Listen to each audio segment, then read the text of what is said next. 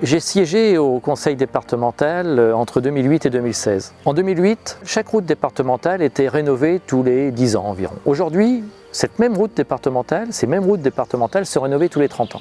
À part ça, la majorité actuelle nous dit qu'elle est satisfaite de son bilan. Si on continue dans cette voie-là, les routes seront rénovées tous les 40, tous les 50, tous les 60 ans et bientôt deviendront les chemins de terre. Les routes sont un facteur d'attractivité essentiel. On ne peut pas prétendre faire venir des habitants sur nos territoires si les infrastructures routières, numériques, ne sont pas au top.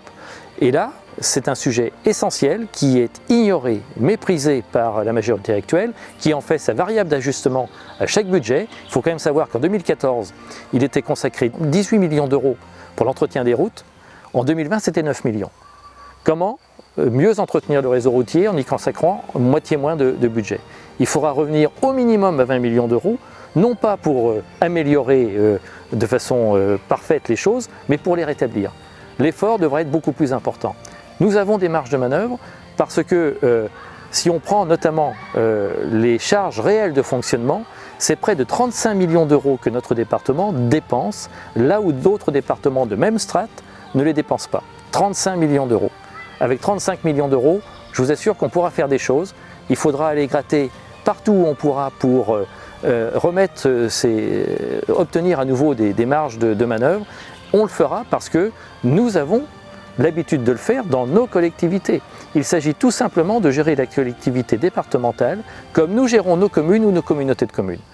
Vous pouvez nous faire confiance, nous ferons ce que nous vous disons aujourd'hui et l'avenir de la Nièvre passe par là. Au cours de ce mandat, la nouvelle équipe, qui je l'espère sera la Nièvre ensemble, la nouvelle équipe aux commandes de ce département, aura une lourde tâche, celle de redresser les finances départementales. Pour cela, l'exécutif, celles et ceux qui seront aux affaires, présidente ou président, les vice-présidents, devront montrer l'exemple. Et pour avoir une gestion modeste, une gestion humble. On ne peut pas demander à nos concitoyens éventuellement de faire des efforts si nous-mêmes nous n'en faisons pas. Il sera important au cours de ce mandat, dès le début du mandat, d'associer les agents de la collectivité départementale à notre projet. Ils sont nombreux à être meurtris par la situation qu'ils connaissent parce qu'ils ne peuvent pas rendre le service public auquel ils sont terriblement attachés. Donc nous devrons avoir un temps d'écoute avec eux, un temps de partage, pour qu'ensemble nous soyons capables de mettre en place les politiques que nos concitoyens attendent. C'est essentiel. Les agents du département sont le bras armé des élus. Ce ne sont pas eux qui seront aux commandes, bien entendu, mais ils connaissent parfaitement la collectivité pour certains depuis longtemps.